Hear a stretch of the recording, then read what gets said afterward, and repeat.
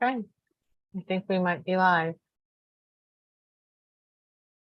Okay, all right, so let's get going. Good evening, everyone. Welcome to our sacred community. My name is Gretchen Theakson, and tonight I am hosting the Inspire, Innovate, Ignite series, Conversations That Count. And our subject this evening is, who was your childhood bully? Are they still calling the shots? And I have with me some amazing women, and we're going to dive right into it. If I can ask each of you to introduce yourself. Heidi, if you want to start. Sure, I'm glad to start. I'm Heidi Henyon. I am a transformational coach, and I help guide people through and beyond their trauma and abuse characteristics that keep showing up in their lives, basically, is what I do. Thank you very much, and welcome to the panel. Thank you. Glad to be here. Janaki? Yes, I am Janaki with Bhakti Light. I am an agent of change and an alchemist of well-being. I help people with their divine remembrance of bringing them back home into the wholeness of their being, and by helping them to slow down and speed up for the frequency of love. That was one of my greatest weakness that I've turned into my superpowers of my great strengths. And so yes, that's just one of the many things that I offer. Thank you, and welcome to the panel. Lyndal. Hi, everyone. My name's Lyndal Schultz. I'm an author, a coach, and a counsellor, though none of those things define me. I currently work with women to help them find their own inner truth and their own empowerment and get through some difficult situations in their life. So that's me in a nutshell, a very small nutshell. Thank you very much, and welcome to the panel. Thank you. First question, evening, ladies. Bully in your life, and when did you first become aware of it? Heidi? I believe that I heard the question. You broke up a little bit, but I think it was, when did the first bully in my life occur? When were you first aware that you had a bully? Oh, gosh. I don't think I was aware until I was probably in my teens or early teens. And that's because the first bullies and the bullies in my life were actually my sister and my mother. So I didn't know that there was another way of being, because they've been that way pretty much since birth, if you look at the history. And and that's what I've been able to change and transmute over my life, is that kind of thing. And when you say, I remember you saying something about how do they still show up in your life. Most of it's gone for me finally. Every once in a while, if I'm very tired or something like that, voices those wonderful voices in our head that still come up and say, shouldn't be doing that, why are you, and start getting mean. And I've learned so many wonderful practices that I feel really fortunate that almost never happens anymore. So, but I don't think I came aware of it until I met other people and were hanging out in their families, and their families were actually nice. That's when I realized, oh, maybe this isn't normal. Yeah, I've heard that story before. Janaki, what about you? I love what Heidi said, because yes, I can very much relate. And I didn't even, honestly, until recently, that I allowed it to affect me so much, shape me of who I was. Like my sister would say something or say if I wasn't coordinated, so I believed that. And it would just be one thing because I put her on a pedestal and I looked up to her. And so if she didn't approve, I kept looking for outer validation. And so recently I have given myself internal validation with external confirmation, and that shifted so many things in my life. So yeah, later I'll share what I recently experienced at my women's retreat with my remembrance of that last string that I cut with my sister, and the old narrative that I was able to revise the story and now live in my glory. Very good. Lyndal, what about you? Yeah, I think probably before I start, for me, what bullying means to me is trying to take someone's power away. So, because we all have very different definitions of what that word means. So just to be clear what that means for me, I remember being really young at primary school, and I had a friend, a very good friend, who started teasing me about wearing a bra, because I was the first one at school to wear a bra. And you don't expect to have a friend or, a family member, like the ladies were saying, or a loved one to bully you, to have a go at you, to make you feel that you're not powerful, that, taking your power away from you. And I think that's quite a confronting thing at the time, but because you love the person and you care about the person, you don't quite know how to handle that. And I remember it was about 10 years after that, I ran into this girl, my friend from school, and she said to me at this party, she'd had a few drinks, and said to me, the only reason I used to tease you at school because I was jealous of you. Mm-hmm. And yeah, it was such a big realization that, I had put all these doubts on myself about, I used to walk around with my shoulders bent over and wear big shirts because I was so embarrassed about being big breasted. Right. That I took on all of her doubts and her fears and her jealousy as my own, which didn't mean anything to me. Very good and very, very true. Mm.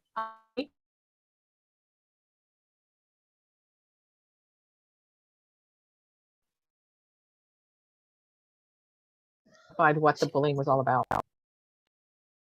Gretchen, you were completely locked up again. I think you were talking to me, but I don't know for sure. I was asking, what was your first emotional reaction when you identified this behavior? I think at that young an age, when I first started figuring it out, I just withdrew more so much, because I love what the other ladies said. And then, I'm sorry, is it Janaki? Janaki, what she was saying, I had put my sister especially on a pedestal. And I think that's something that I've noticed in my clients many times. Whoever was the bully in their life was also somebody they put on a pedestal. And I think it's not so much, it comes out as us admiring them, but I think what it really is we so want their approval. We want them to like us. So we want to be like them. And then when we figure out, wait a minute, that's not real healthy for us. I did not have the coping skills. Mm-hmm. So at that point, I was doing a lot of drugs and alcohol. And it wasn't until I got clean in my 20s, then really started looking at it, that I started realizing, her bullying was coming from her pain and her being in the dysfunction of our family, and kind of putting me in the forefront so that she could deflect the bullying that would have come at her from our parents and stuff. So when I realized that, my real reaction was just, I forgave her completely, because I understood where the bullying came from. And I also know there was an incident when I was in elementary school where I was trying to fit in, and we had a kid in our class who was different, and I put a tack on his seat because somebody told me to. And when he sat on it and I saw how it hurt him, I inside felt so horrible. And I really all my life thought, I am not going to do that to other people. That's the kind of stuff that was done to me because I was so different, and it's really interesting. I think that awareness of having been bullied so much and being very empathic, I just decided to never do it to anybody else. So that's probably my Right. first reaction to bullying was, oh, I don't want to do this to anyone else. But it was many years later before I really realized that my sister and everybody were big bullies. Right. Yeah. Jenica, when you said that you had a revelation, how did it come upon you and what tools did you use to get there? So it was I recently in November, it was on 11/11. I had a women's retreat called Sounds of the Soul. And this is the first retreat where I was leading and facilitating, and everyone kept acknowledging, they're like, wow, you're such a great leader, because a true leader reminds people of who they really are. And I said, well, I shared with a group of my sisters that were there, sisters, friends, soul sisters, about the old narrative that I had. And I said, I remember when I was little and I wanted to have like this little club, and my sister's like, you're too bossy, you're like all this other too much type of thing. So that I would try to dim my light so I wouldn't outshine or anything like that, or just be too much. I had that shame paradigm. And so when that came about, I said, there's just that last thing of that narrative, and I'm ready to let it go. And so what helps with me is I am also an alchemist with sound. I love working with all types of sound instruments, and especially my voice. So I got in a squatting position, like I was about to birth myself, and I actually rebirthed myself there. And so I got in the pit of my stomach, deep down into my soul. I let out this huge roar of the anger that I hid all those years of letting someone else, or what I thought someone else, dictating my narrative. And of being, because I was afraid of my power. I was afraid of being a leader because of the narrative I had around that. And so when I got down, and I'm be intimate and authentic here, because that's my new commitment for myself of showing up powerfully, I let such a release that I even drooled and I peed myself because I let such a roar. And it was a energetic shift in my body. I felt everything just, and then all of a sudden I went from laughing and I go, oh my gosh. And then I remembered, I'm like, I'm here for bringing an easy burst of people helping, remembering their soul. It doesn't have to be painful anymore. And then I started laughing, and I felt, I get, one of my activation portal points is my vagina.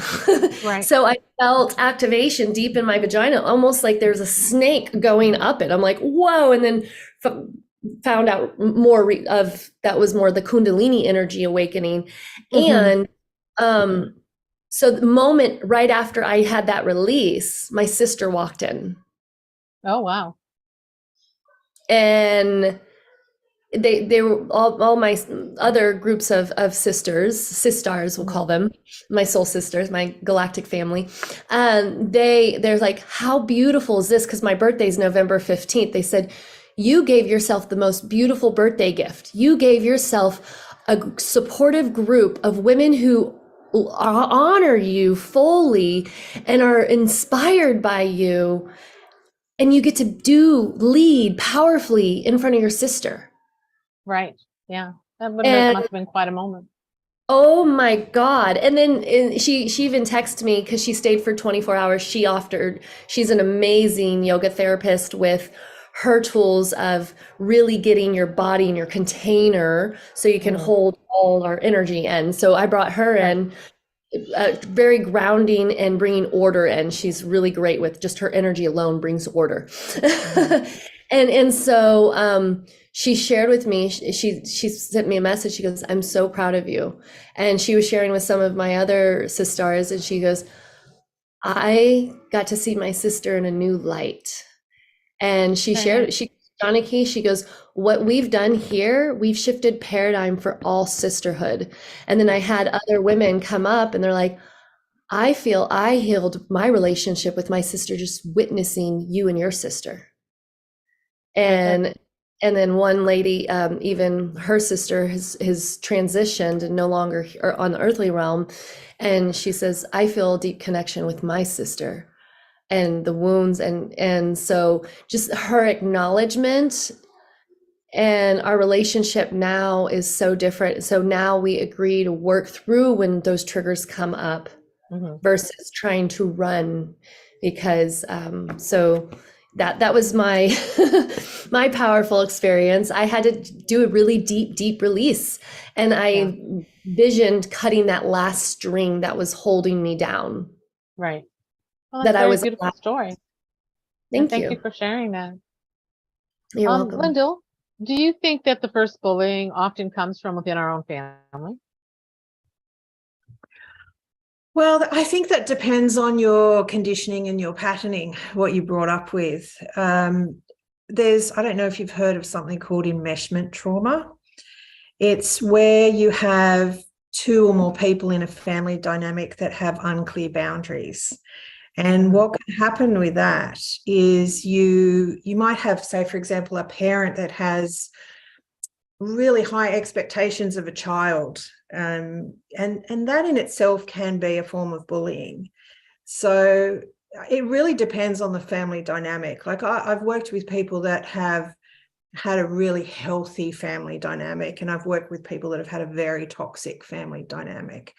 I think it can turn up at any point. It really depends on how much you know yourself, how much you know what your truth is, what your family patterning, your cultural conditioning, your religion, all these different factors that come into you that tell you who you're supposed to be. And none of it's real. Yeah. None of it. So I think it really depends on the individual, but we all experience it in some way. It's whether or not how we deal with it, because everything is a choice. So we can either choose to take it on as someone else's truth, to take that on ourselves, or we can say, that's not me, that's not my truth.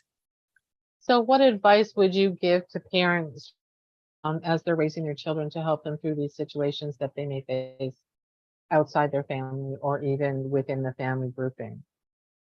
Yeah, I think it's really important to understand the child, who they are as a person themselves. You know, I see a lot of people where they have, you know, come from a line of doctors or a line of policemen or a line of whatever, and they have these expectations of their children that they're going to follow in their footsteps.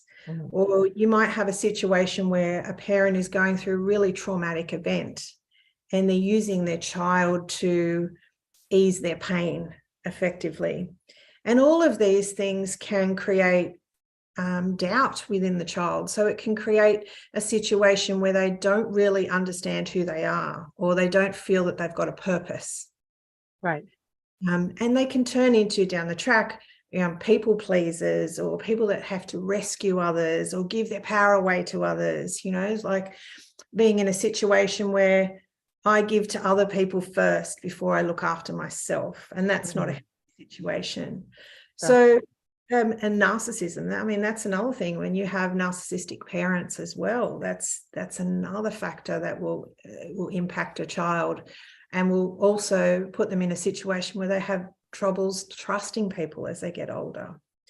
So I think it's learning to love and accept a child regardless of what abilities they have, regardless of who they are, allowing them the space to grow, but still giving them those strong boundaries as well, to know that this is what you can do as a child, but I'm still the parent as well. And we have a framework in our relationship. Thank you. You're welcome. Heidi, can I ask you what kind of tools are available for people if they are facing a situation of having to heal from bullying manipulation, or there's someone that they're dealing with who might be put in that classification? Oh, great question. And I want to say what the other ladies had to say was so important. And a big piece of it is, you know, when you have children, the world can seem so bullying these days just because of the way everything's happening, and it's raising those children to be confident in themselves, to know they're going to make mistakes and it's okay, and really learning that self-referencing point. And I think that's one of the biggest things, because I'm also a somatic practitioner with the body, as well as working with the unconscious through neurolinguistic programming and stuff. One of the biggest things I think that people, if they can learn to be self-regulating, if they can learn to be able to calm their own nervous system, then they will be able to set up the boundaries that need to happen. The people that are, bullying them, and there's some real simple practices. There's a lot of technology, and I tend to be very nerdy and love to go into all the things about the vagus nerve and everything else. But, one of the simplest tools that I teach my clients, because so many of them have had severe trauma from their childhood or in their early adulthood, teenage, they lost the ability for that self-regulation. So they get triggered very easily, and they don't know how to say no when somebody's being a bully. You don't have to let it in your life. You can walk away from it, but our nervous system shuts down. So one of the simplest practices that I have them do is simply, you can do this with your hand on your heart, and most people don't think anything about it. If you do that and internally connect into that physical space on your body and drop your breathing as best you can in there, it may take a moment or two, but the more you practice this, what starts happening as soon as you feel the sensation coming in your body, because you'll feel it before you actually register whether it is anxiety, whether it is trigger, whatever. As soon as you feel those kind of sensations, if you can simply put your hand here and settle in, then the nervous system itself doesn't trigger the brain to start creating the chemicals that create the emotional trigger, because they know now scientifically the heart has, I think it's 40 times more nerve cells or neurons that go to the brain than the brain to the heart. That's and correct. What they do know is you feel an emotion before you define what the emotion is. So if you can practice where you actually get the feeling first, you stop it from going into your brain and triggering the chemicals that now give you the reaction. Because chemically, like the chemicals that create anger or create anxiety, those kinds of things, they actually only last for 7 seconds in the body after they've been dumped out of the brain. It's our definition and story that we put to the situation that keeps it going. Right. So I try to teach people to interrupt that as quickly as they can, because now they're self-regulating, and now they're coming from a much easier place to deal with. Now, instead of freezing, they can go, oh, you don't get to do that to me, and walk away or come out of the situation. That's one of my favorite and easiest tools. I like that one, because no is a complete sentence. Pardon? I said no is a complete sentence. You don't have to justify it. Right. Nope. You don't. Nope. Not in my life. Done. Yeah. Yeah. Janaki, what are some of the tools that you try to, or what are the tools that you use to help people release some of the trauma from these situations that they are wanting to pull themselves out of and make a better space for themselves? Yes. Well, I have, the reason why I call myself an alchemist of well-being is because I've mastered so many of my perceived weaknesses and turned them into my great strengths. So I love helping people go back into their timeline and revising the story, seeing a new perspective and making a new decision, because I have witnessed people's physiology. Everything shifts and changes in that moment they remember. And that's why I say the divine remembrance, because it's this story, it's this loop that we make up.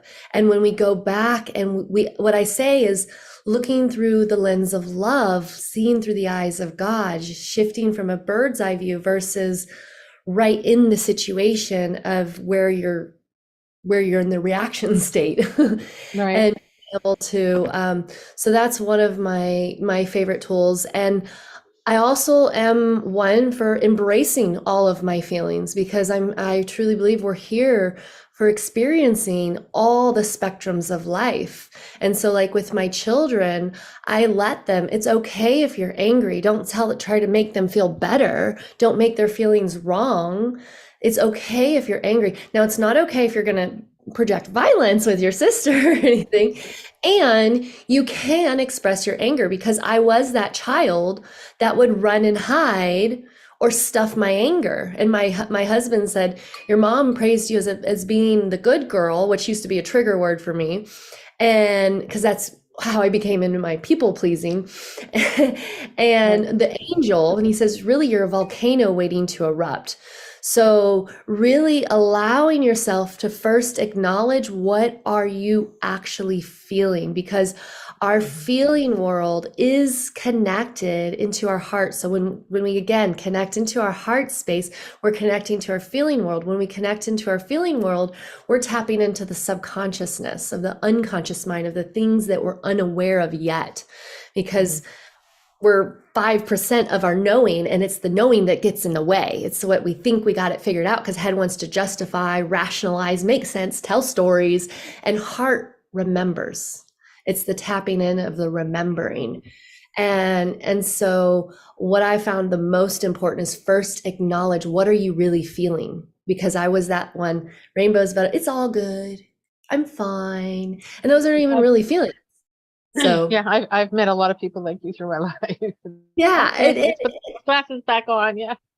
yeah, and I got to witness, this was such a proud mama moment for me, is having my children own their feelings instead of you do this, being, okay, this is what I'm feeling. And my daughters had a fight, and my 10 and 8 now, and they were 2 years back. And my little Serena, who's my middle child, she tells my older child, she goes, why are you so mean to me? She goes, well, Serena, I feel my frustration when you don't listen, and then I react in anger. But it was just so cute how I like, it's not something I told them. It's because I am living of acknowledging and owning my feelings and not putting the blame on someone else. So my children recognize that as well. Cool. Lyndal, when you see people that are being invisible, because a lot of us, if we're bullied enough, or what used to be called teasing as I was growing up, when you see these people being invisible in their life, and you know within them that they have all the magic that they need to be super amazing, how do you help them find that place that they really should be living in again? Yeah, I think for me, I learnt a while ago that the key to everything is knowing who you are. So once you know who you are and you stand in your own truth and your own power, nothing can knock you over. And you don't care really what other people think, what their opinions are. You listen, but you don't take it on. It's not yours. It's not yours. You know who you are. And when I work with women, they've come from a place, a lot of women have come from traumatic experiences where they've lived in, physical, emotional abuse situations, codependency, and they don't know who they are. And on top of that, they have no healthy boundaries in their life. They don't know what their needs are. And they really have lost themselves in every sense of the word. And that's really sad. But, just working with understanding, what you were born into, what you've grown up with, what are the influences in your life? What are the experiences that you keep bringing in over and over again by your patterning and your conditioning and your belief systems? Understanding that can change someone's world remarkably and very quickly. So it's very, for me, it's very important to understand who you are. Once you know that, you've opened the door to everything. Right. Very nice. Thank you. Heidi, what is the first step that people have to identify in order to take back their power and start moving into themselves? The first step is always awareness. You know, first it's even becoming aware that you're doing that. I opened a sober living home for women, and so many of them were not even aware of what got them to where they are. They just knew they were trying to get clean, trying to get sober. And by having conversations, becoming aware of it, becoming aware of where they're going silent, where they're reacting, those kinds of things. I think that's the first step everybody has to take. And then it's starting to be aware of the conversation going on in your head. Because, you know, I would love to blame the outside world for everything that goes on. We all would. Yep. However, I learned at a very young age, it's not the outside world. It's all, you know, I always say it, perception is projection. So some of it's understanding that just what I'm perceiving really is coming from my internal place. And then just becoming aware of that is enough to then start really being self-examining, and I think that's very empowering also, because, you know, as Lyndal says, you have to know yourself. You have to feel strength inside. And that awareness allows you to go, oh, that's a reaction. Whether what's going on outside is real or not, and you need to react, because sometimes we do need to react. Sure.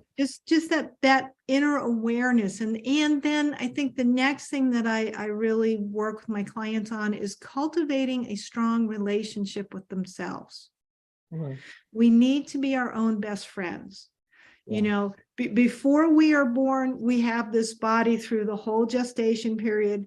Then we have our first breath, and all the way until our last breath, this body is with us. We are in here all the time.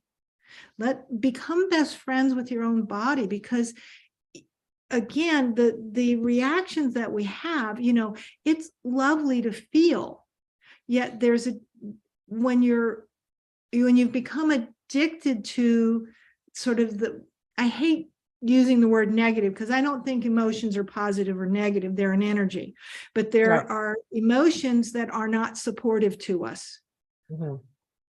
And when we can start changing those around, start understanding, being kind to ourselves when those things happen, you know, especially if you've not become aware until maybe you're in your 30s and your 40s and even 50s. I'm in my 60s now, and I was very fortunate in that I became aware very young because of some of the people that I studied with and things.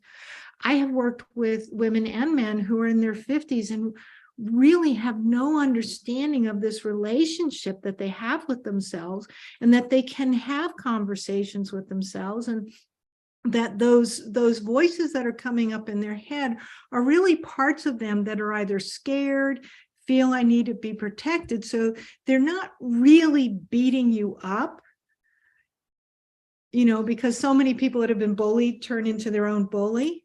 But it's that they are coping mechanisms for how do I function in an environment. And again, our mind is not about being happy. Our mind is about being safe. So it does what it knows. Right. Thank you. Oh, you're welcome. Janaki, when your clients start to have that, what I like to call the negative self-talk loop that some people get into as they're going through the healing process, how do you help them overcome that and turn that talk back into something, embrace their wholeness? Yes. Again, what Heidi so much, I feel such an alignment with this group. What is awareness is the first key. First of all, What is your internal dialogue saying? And I do a lot of mirror work with my clients. I have them gaze in their eyes, and I also do a lot of forgiveness work, because there's so much power in deep-seated forgiveness with ourselves, our past version of ourselves, and people who've played the role in their life. And because when we're resenting, we're sending our energy away. When we forgive, we're giving back for ourselves. So those are two very important tools as far as whenever you do have that, because, and even sometimes I'll have them journal it. Like, pause. What are you feeling in the day? Really acknowledge, what are you feeling? Don't try to stuff it down. Let's bring up, what are you afraid of? What are your fears? Let's bring them up, because people think the more you stuff it down, it's just going to hide. And it just gets bigger, and then you explode like a volcano. So acknowledging, I truly believe we can cure depression if we allow ourselves being our full expression, because the opposite of depression. So when people, like, especially if they're just in their head, speak it out loud. I like to also use voice a lot. So I have people will growl, and what they'll say, I feel anger. What does anger sound like? What does sad sound like? So they can actually acknowledge and connect them together, versus just trying to get to the next level. Right. Because that's how we alchemize. We're meant to feel our feelings. Now we're not meant to get stuck in them. We're meant to feel our feelings so we can alchemize them, because what we resist persists. And so if we don't want that, then it's going to get bigger, versus can I love? Who in me can love this? I'll ask people, can you build? First acknowledge, and then build from there. Who can love? Whether it's God, universe, whatever they relate to, God in me can love this. And then call on support. Angels, help me love what I'm feeling if you're not loving what you're feeling, because we're not alone. So, yeah. We've never been alone. We just think we are. Lynn, what is your favorite practice to help your clients with difficulties that they face in this transition period? I think a lot of my clients suffer from self-sabotage. So they put everyone else first other than themselves, and to their own detriment. So I think it's probably understanding, for them to understand what they need. And I encourage all my clients to tell everybody what they need. Don't be afraid. Like, talk to your friends. Put your boundaries up. Tell your friends what your boundaries are. Tell your friends what your needs are. Tell your family. Tell everyone. Just get in that habit of starting to ask for what you need and know what that looks like, and how to quantify that as well. So sometimes we can say, like I was speaking with someone the other day about in their relationship with their partner, and they were saying, I just want communication. And I said, but what does that look like for you? And she couldn't explain that. She couldn't really put into words what that looked like for her. So I think the more we can really understand what it is that will meet our needs, what will satisfy us, the more we get into a stronger space of understanding when we're self-sabotaging those needs. And we do that by not being able to say no to people. It's such a common thing. Unfortunately, I mean, I love it when people say no to me, because when they say no to me, it means they can say yes to me, and they'll actually follow through with what they're going to do, right? So we need to get in this habit of saying no to people, and be comfortable with people. Yeah, saying no to us, and knowing that if they do say no, it's okay. It's okay. It's not a negative attack at us. It's just something that they can't do right now. So it's all about this, as the other ladies were saying, it's all about awareness, but also accountability of yourself, and making sure that you are looking after yourself, you are nurturing yourself, and you are knowing what it is that you need, and asking for that in a way that's, not reactionary to. Because I see a lot of people that also are triggered by different things. And then they realize that, oh, I've got an unmet need here. And it's after the fact. Usually when we get triggered by something, it's like, oh, okay, this was my expectation, or this need hasn't been met. So, you know, knowing that beforehand is always good, and asking for it in a way that people can understand. Thank you. That was beautiful. Heidi, what else would you like to let people know about bullying and how to work our way through those emotions and the energy that to change and bring more love into our lives? Gosh, there's been so many tools already talked about with the other ladies and everybody. You know, it's kind of like there are so many. I'm trying to think of the right words. The biggest thing I would think to help understand, again, I always go back to being your own best friend. To know that, you know, we have a hard time recognizing our own magnificence and our own being. We've been taught so much, excuse me, through society and everything, you know, that we're supposed to kind of take whatever comes at us, and it's okay. And, you know, that the other side of this that I've found with bullying is sometimes it's, well, when somebody gets in that place of understanding that most people are bullying because of a hurt or an unmet need in themselves, then they tend to let people off for being a bully. And I don't think that's good either. You know, it's being accountable to myself, being accountable to say, no, you really are being a bully. I understand you hurt. You know, that was one of the things that happened with my sister when we healed that relationship. It was actually in a weekend retreat around grief, and I invited her to come along, which she didn't know what she was getting into, but, you know, I needed to do that. And we both woke up at like 4 a.m. and went back to the altar and really did some deep work around that. And I didn't let her off. I did forgive her, and I understood where she came from. And I needed her to understand that it's not an acceptable behavior.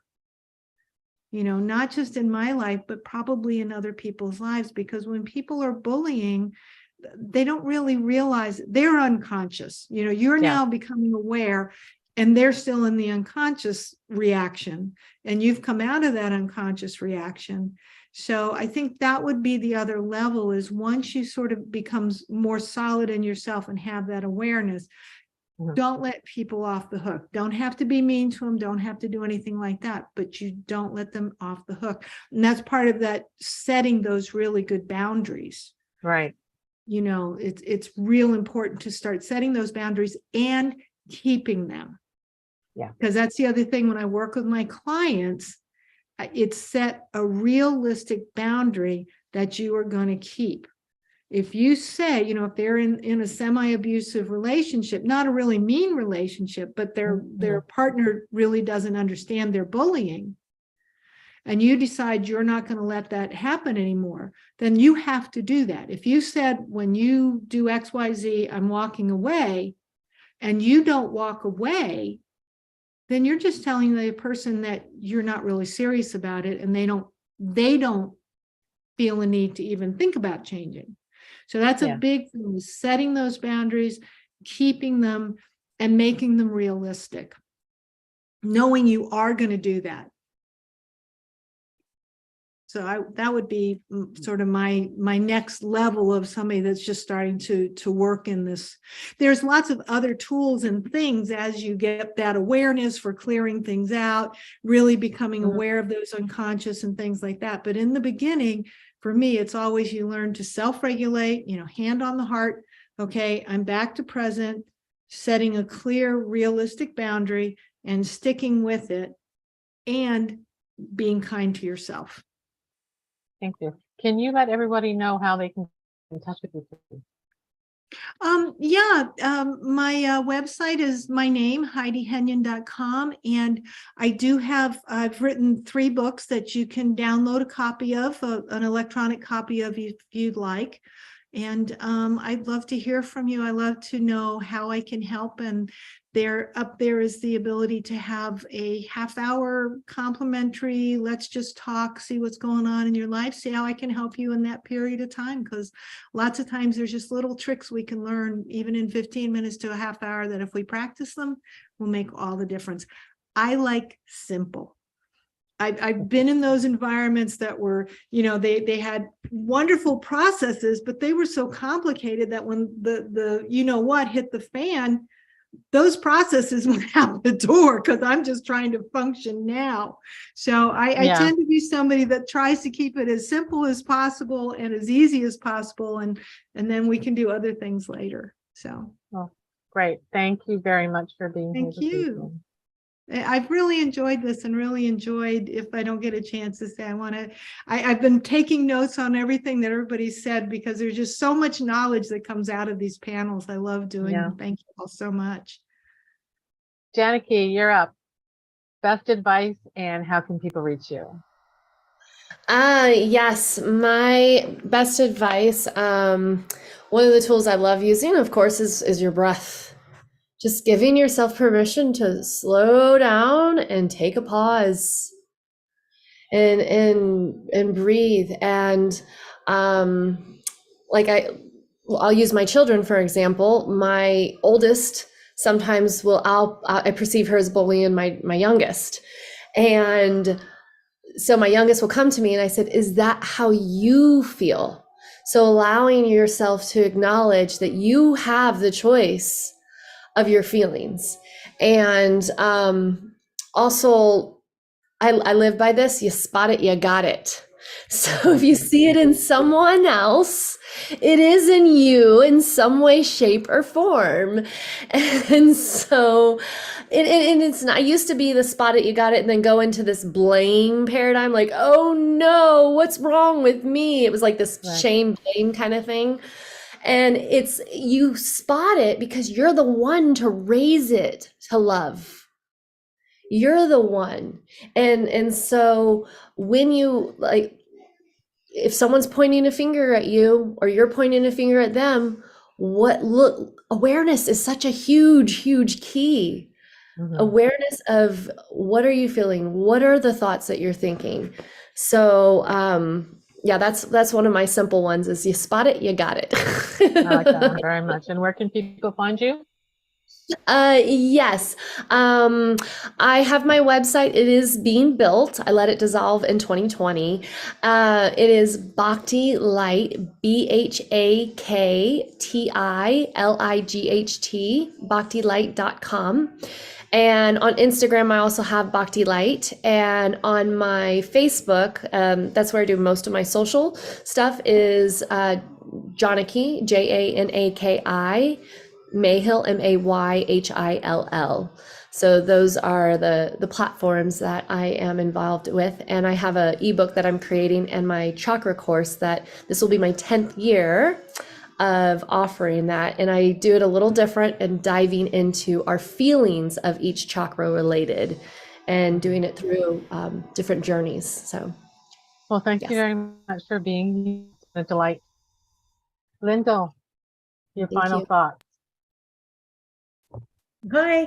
Yeah, I think from my perspective, it's all about choice. It's all about choice. Everything in life comes down to choice. And we can't really let anyone hurt us unless we allow that in to us. And it's about understanding that it's okay to walk away from someone. It doesn't matter who they are, but we don't have to put up with other people's behavior if it doesn't resonate for us, if it's not in line with what we need, if it's something that goes against, our humanity. We don't have to put up with it. And it doesn't matter who they are, whether they're family, whether they're a loved one. We're more important, and we deserve to be treated with respect and love and compassion. So for me, that's really important. And like I said at the start, bullying for me is taking someone's power away. But when you stand in your truth and you own your own power, you're not interested in taking anyone's power away. Exactly. Yeah. So That's that's quite beautiful. for me. And how can people find you? Yes, so my website is steppingintome.com.au. I'm also on Facebook and Instagram, and I'm very excited because I recently have published my first book. Yay! That's So fantastic. Congratulations. thank you. So you can get that one on Amazon. That's available on paperback and ebook. And I do courses empowering women to help them to find out who they are. They will start again next year in January. So if you're interested in that, you can check out the details on the website.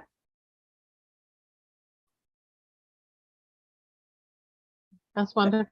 Thank you so much. Each and every one of you have contributed some amazing information to people. And I want to thank you and honor all of you for taking the time out in your day to come and share what you know and what you've learned with us. So thank you so much for being here this evening. It's been a pleasure. And if I can say thank you to Gretchen for facilitating us. And Gretchen, can you please tell us a little bit about yourself? Okay. I am a transformational coach, a healer, and a nurse. I also have a certification in botanical pharmacology, and I guide people to discover within them the magic, teach them how to own it. A website under my name. You can go, I do several different kind of courses. I have 5 different journals for people reaching out and learning about their spirituality, which you can find under my name on Amazon, and lots more to come in the new year. So that's me. Well, thank you. And of course, Gretchen is the host of our self-love puzzle pieces and certainly knows about how to overcome childhood bullying and everything that is involved in that, about loving, learning how to, or re-establishing that connection with ourselves and developing that love with ourselves. So if I may, I'd just like to thank you, Gretchen, and thank all of our beautiful panelists who have joined us today. For our final panel discussion for 2022, we've got some really exciting ones coming up for 2023. So do keep an eye out for them. We will be starting to promote them sometime soon, sometime in the next month, which is only tomorrow here in Australia anyway. Can you believe it? We've only got 1 month left of 2022. But just like to thank everyone, and for everyone who is watching us, whether you're watching the live or the replay, do click on all the links below that our amazing VAs, Angel and Wilma, have been placing in the comments of all these wonderful panelists. Do click on that, and also click on the link to come and join us. You can join us, be part of not just Gretchen's tribe, but all of our tribes, which we've got over 20 to 30 tribes now, just for $1 Australian. And then after that, you'd get to try that out for 3 weeks. Come to Gretchen's self-love puzzle pieces for 3 meetings for $1 Australian, plus our other ones. And then after that, it's just $15 Australian a month. So not very much at all. So again, I'd just like to honor all these amazing women who have come to share their passion, your expertise, and just giving so much to our world in helping to overcome the bullying, the stuff that we've experienced in our childhood and everything, and all the effects of that stuff. It's been a great honor. So thank you.